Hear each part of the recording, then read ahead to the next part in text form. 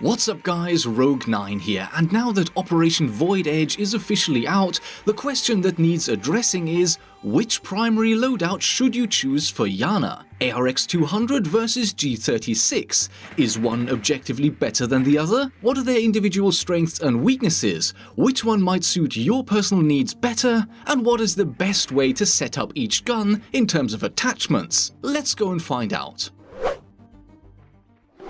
As always, we will kick things off with a general stat overview before exploring the following topics one by one. We'll be looking at the combat effectiveness, ease of use and handling, optimal setup for each gun, and then the conclusion. So combat effectiveness first, and as you will have already noticed, both guns are rifles and therefore they share the damage drop-off range of between 25 and 35 meters. The single-shot damage stats for the ARX far outclass those of the G36, both at long range and short ranges, as well as unsuppressed versus suppressed. In fact, the ARX is one of the hardest hitting assault rifles in the game, whereas the G36 is amongst the very weakest. But wait, I hear you cry. Something about those suppressed damage stats doesn't look right.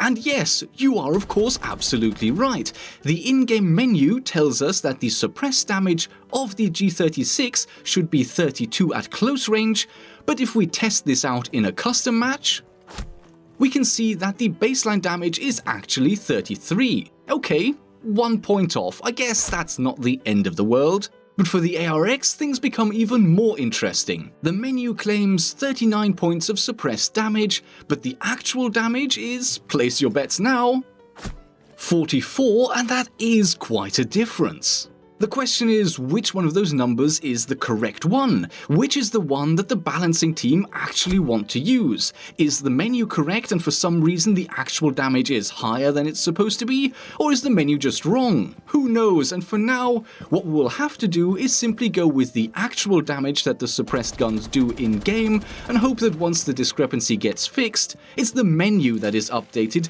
not the actual suppressor damage.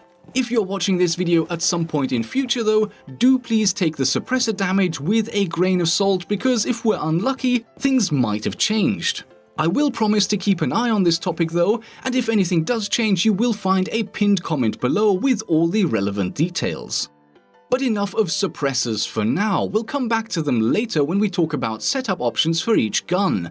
For now, let's continue with the combat effectiveness analysis. Fire rate is better for the G36, but not actually by an awful lot, and that means that the damage per second output of the ARX is still the superior of the two.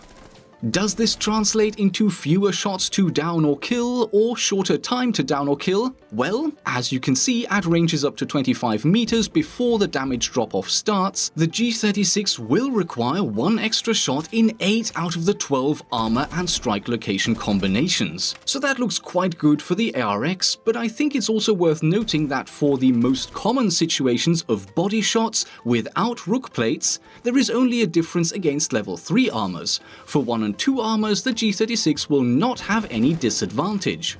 And because of the faster fire rate, that means that in 4 of the cases, the G36 will in fact come with a slightly quicker time to down or kill your opponent. In all other cases though, the ARX is boss, and the time saving in each individual case is actually twice of what the G36 achieves. At long range, after damage drop-off, the picture is far more clear-cut. The ARX will need either 1 or 2 less shots to down or kill in all cases. And that results in an average time saving of 65 milliseconds across all combinations, with the advantage even going up to 119 milliseconds against level 2 armors with rook plates.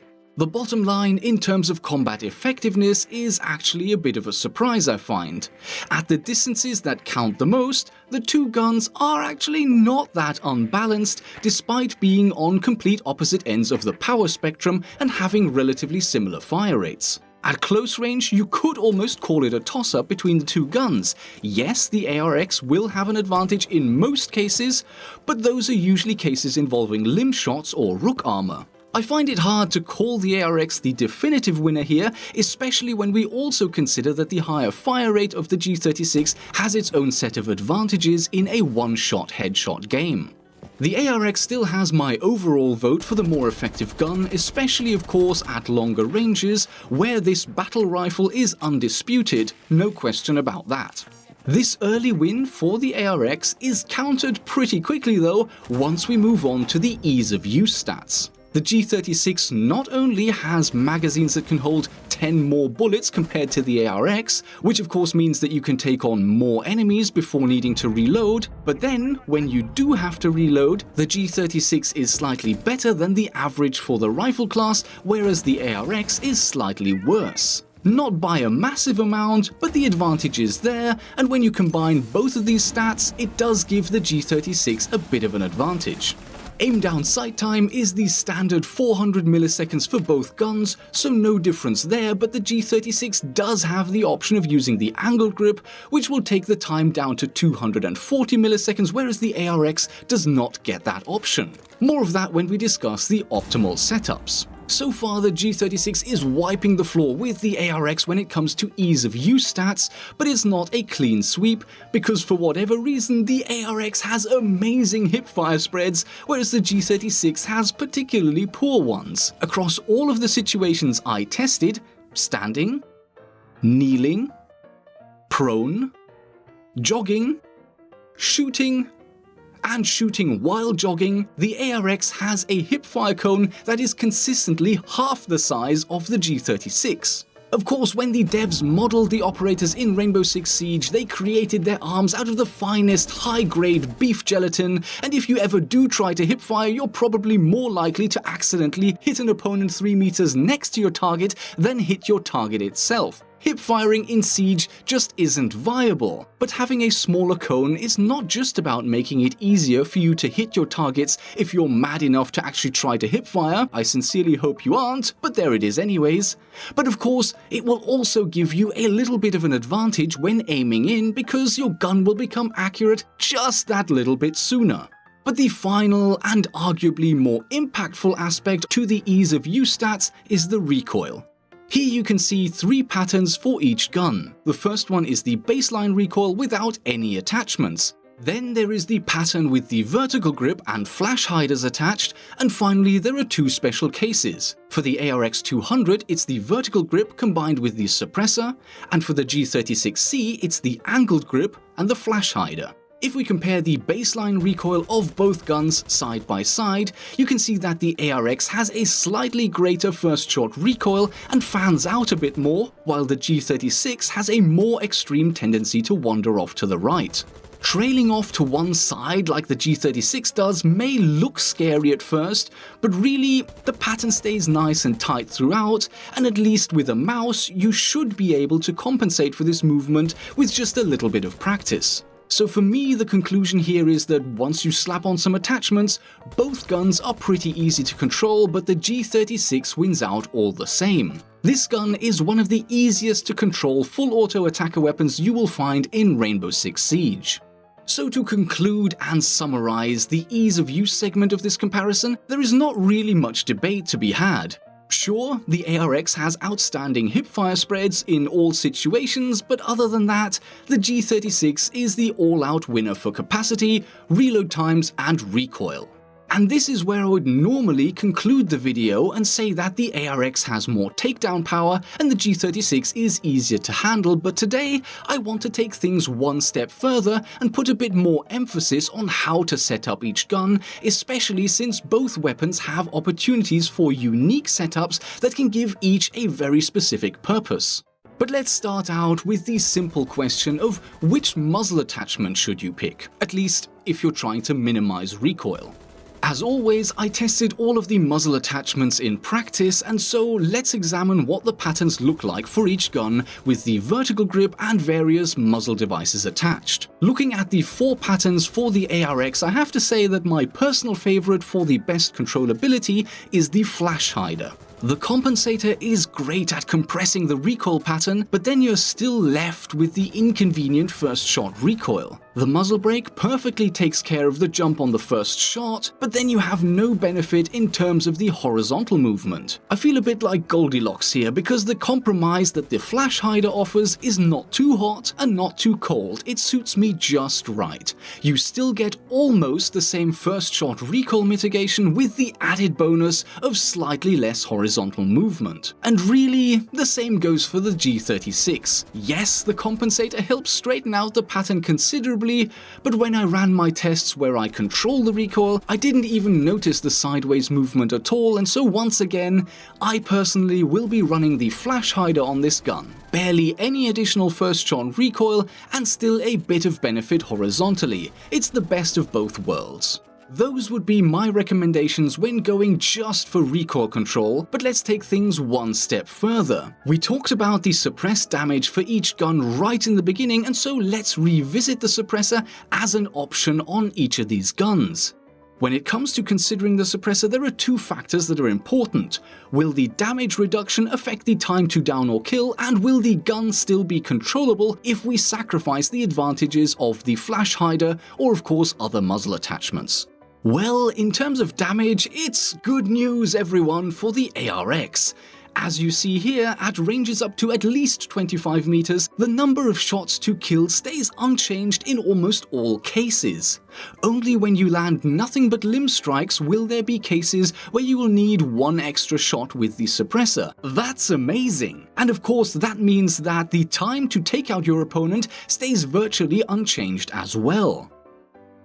Now true, at longer ranges the gun will start to suffer a bit, but fights at these distances are much rarer, and at the end of the day, 6, 7, 8 or even 10 shots without the suppressor is still pretty pants, so no great loss in those cases. And once again, for completeness' sake, here are the stats for the time to kill with and without the suppressor.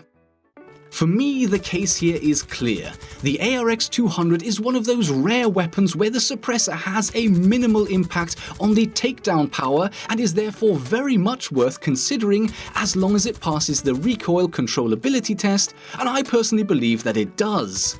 The gun remains pretty easy to handle even with the suppressor, and so my conclusion here is yes, yes, yes, yes, yes. The ARX is a perfect candidate to take the suppressor, and in only a few matches of trying this out, I've had some truly surprising results. It almost felt as if I was invisible because even when shooting open barricades or getting kills, the rest of the enemy team barely reacted to my presence.